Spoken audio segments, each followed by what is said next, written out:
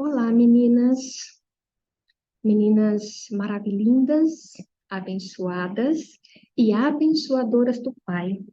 Sim, sim, nós somos maravilhosas, nós somos lindas, nós somos únicas e muito mais, porque fomos criadas pelo Pai, somos feitura dele e fomos criadas para sermos bênção e para abençoar a todos ao nosso redor. E eu desejo a cada uma de nós graça e paz do Senhor Jesus sobre nós, nossas famílias e a todos quantos nós tocarmos, influenciarmos, onde estivermos. Não é à toa que Paulo, nas suas cartas, na maioria delas, ele começa e termina com essas duas palavras, graça e paz. Então, graça e paz abundantes na sua vida. Amém? Bem, hoje nós vamos compartilhar um pouquinho sobre Atos 4, que é uma continuação de Atos 3, cujo assunto foi interrompido. E eu quero começar com uma pergunta. Você já foi perseguida? Já foi criticada? Foi gozada por ter feito bem a alguém?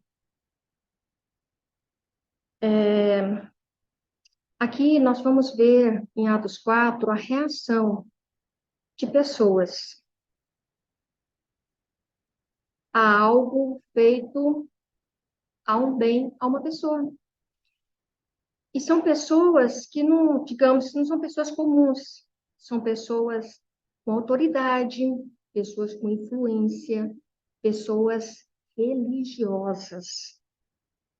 Quais foram a reação dessas pessoas quando viram mesmo um paralítico que estava curado?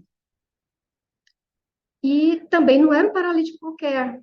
Gente, um paralítico que já tinha 40 anos, desde que nasceu, dependendo das pessoas, 40 anos de humilhação, de dependência, de preconceito, 40 anos que era posto ali na porta do templo para mendigar. Na porta do templo, ele não podia entrar, era proibido um paralítico entrar. E provavelmente estava lá sujo, mal cheiroso, 40 anos.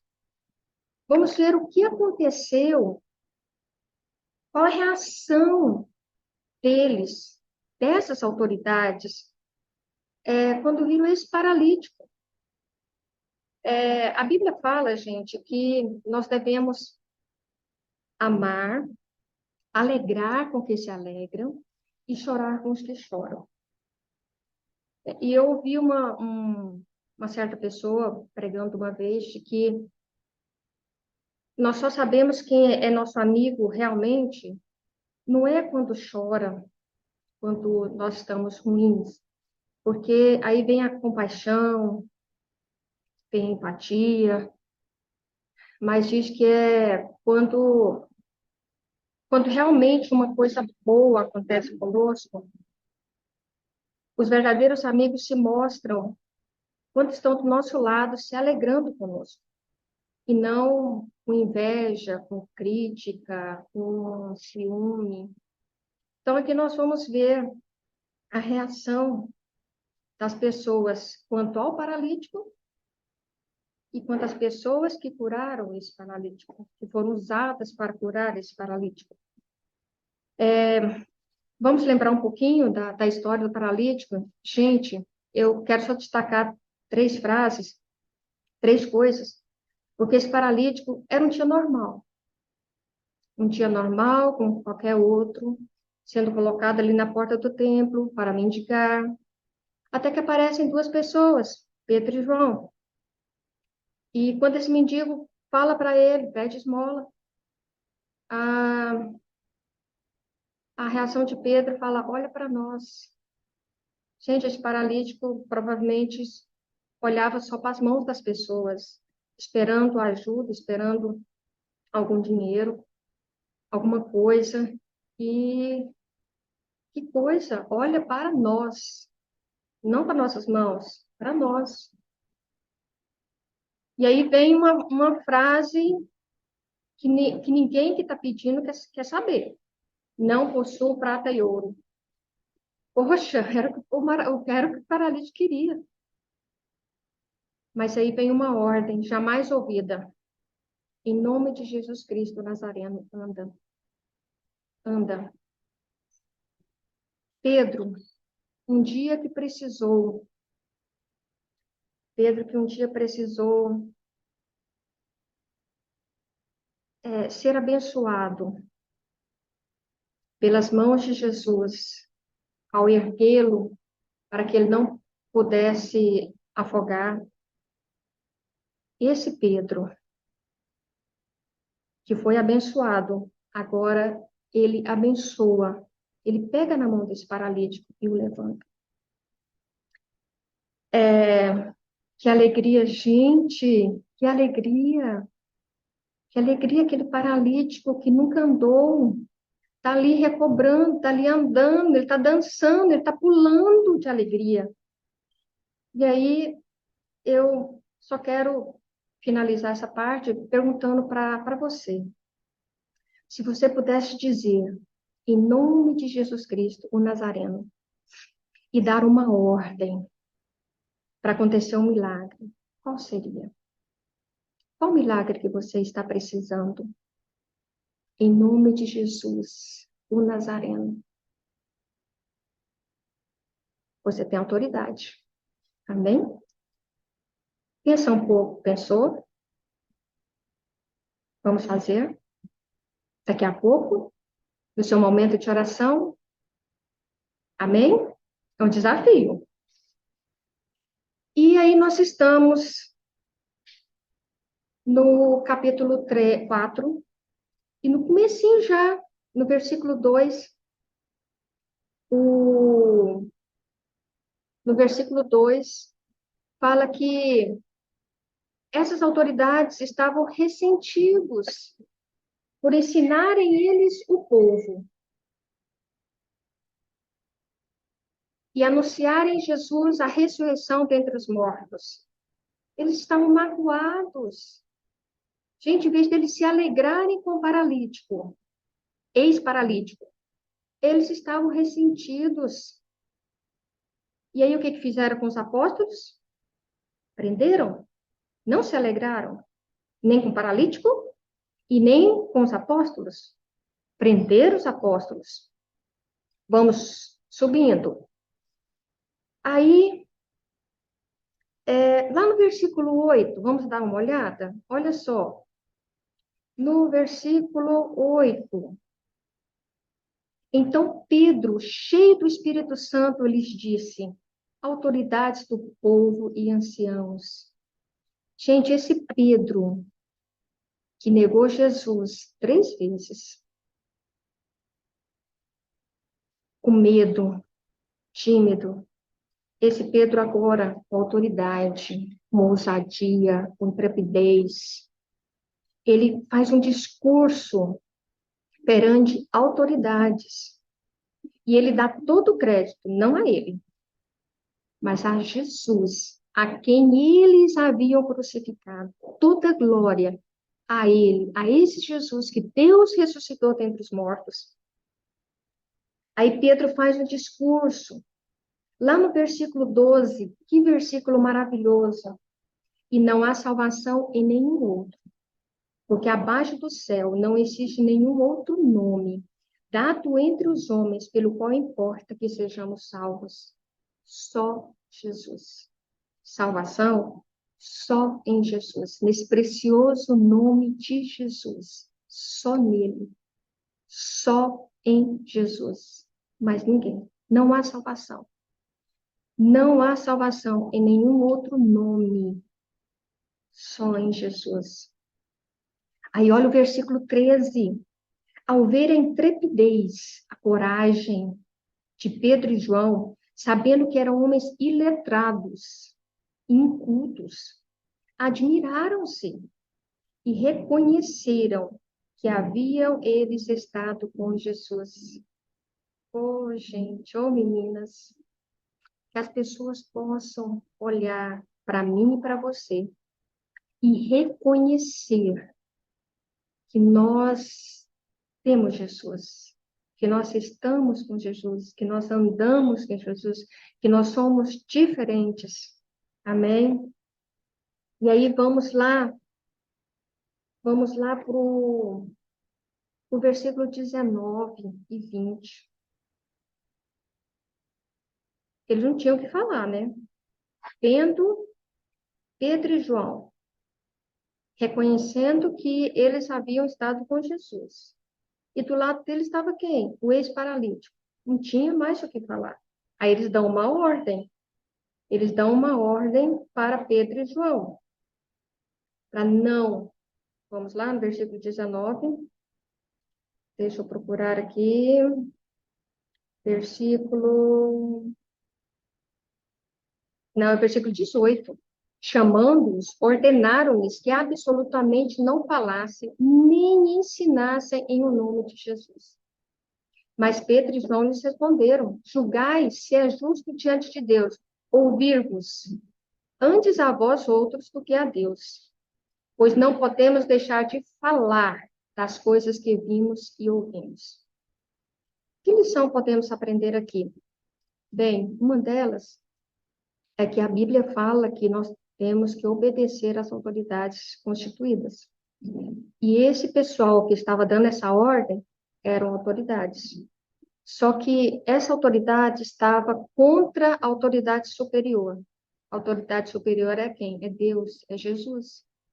Então, está aqui uma exceção a uma desobediência. Se a autoridade dá uma ordem contra a palavra, contra uma ordem direta de Deus, de Jesus, aí é uma exceção para ser desobedecida. E outra coisa, não podemos deixar de falar das coisas que vimos e ouvimos. Não podemos falar. Nem eu, nem você. Não podemos deixar de falar das coisas que nós temos visto e ouvido. Quantas coisas Deus tem feito na nossa vida? Quanta proteção, quantos ensinamentos, quantos livramentos, quantas coisas, quantas bênçãos Deus tem feito na sua vida e na minha. Nós não podemos deixar de falar das coisas que nós temos visto e ouvido. Amém? Aí nós vamos lá para a oração. Uma vez soltos, eles procuraram os irmãos. Eles contaram quantas coisas já haviam dito os principais sacerdotes e anciãos.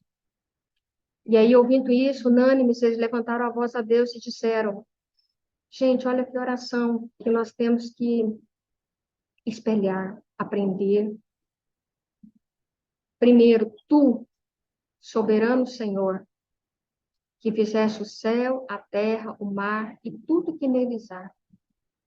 Então, primeiro, eles reconhecem a soberania de Deus, que Deus está acima de tudo e de todos. Soberano, poderoso, tem poder sobre tudo. Deus é soberano. Querida, Deus é soberano sobre a sua vida. Amém? Nada acontece por acaso. Ele é soberano. E ele é criador do céu, da terra, do mar e tudo que neles há. Criador da minha vida e criador da sua vida. Nada foge ao seu domínio, amém? Ao seu controle, nada. Nada foge. E aí a oração, eles continuam, falam passagens da Bíblia, e aí eles reconhecem, contam nessa oração o que estava acontecendo. E aí eles falam no versículo 29, Senhor, Senhor, Tu és o meu Senhor, olha para as suas ameaças. Olha para as suas ameaças. Querida, se você está passando por algum problema, está sendo ameaçada, perseguida,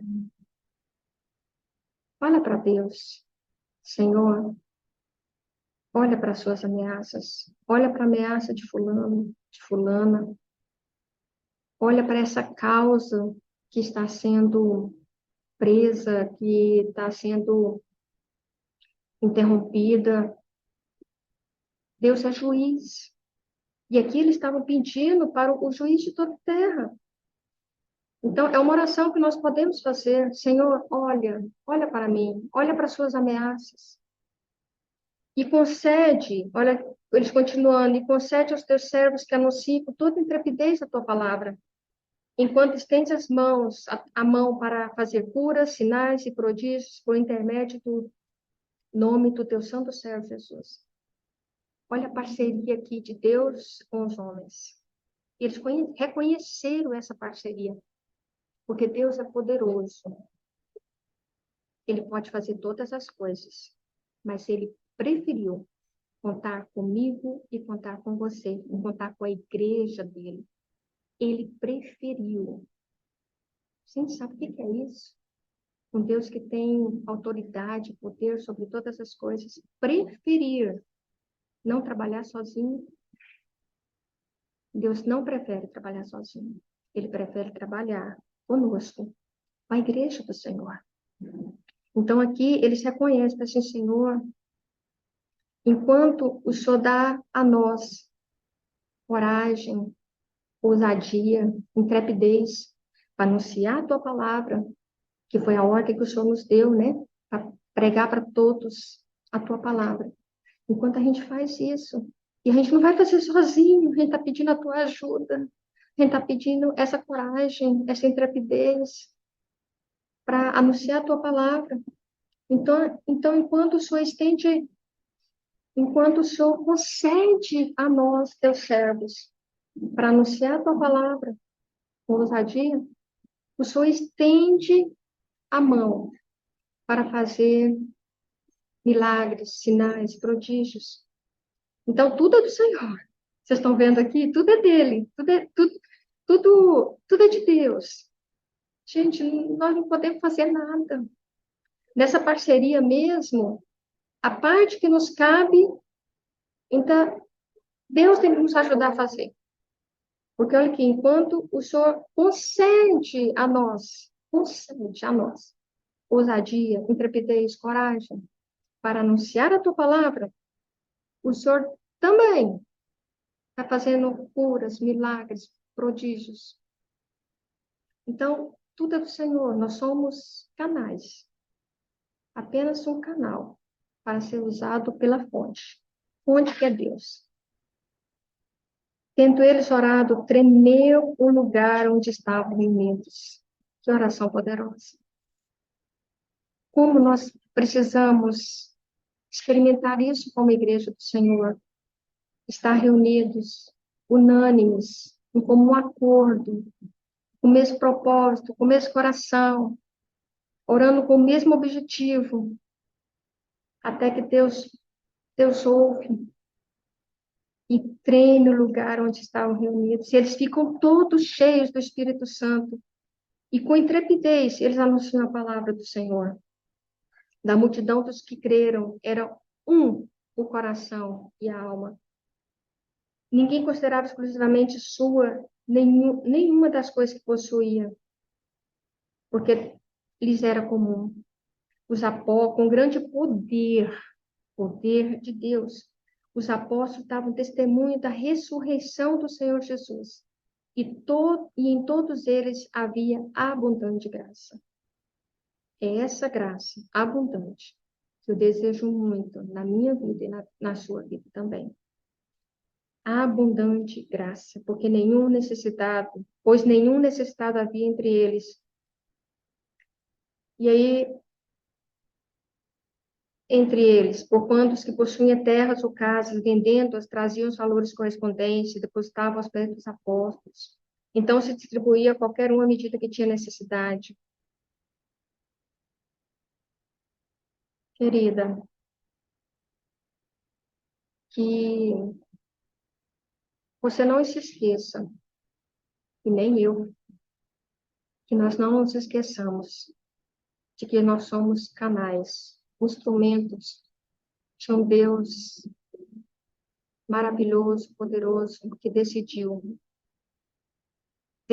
essa parceria, decidiu contar comigo e com você, para que através da nossa vida possamos testemunhar das coisas que nós temos visto e ouvido, anunciar a palavra do Senhor. E enquanto isso, o Senhor estende a mão, realizando através de nós canais. A fonte é Deus, o canal é nós. Então a fonte cai no canal e abençoa as pessoas que precisam. Amém? Então, abundante graça sobre a sua vida, sobre a sua família, sobre o seu trabalho, por onde você for, até os confins da terra. Enquanto a gente vai indo, a gente vai testemunhando sobre Jesus. Amém? Grande beijo.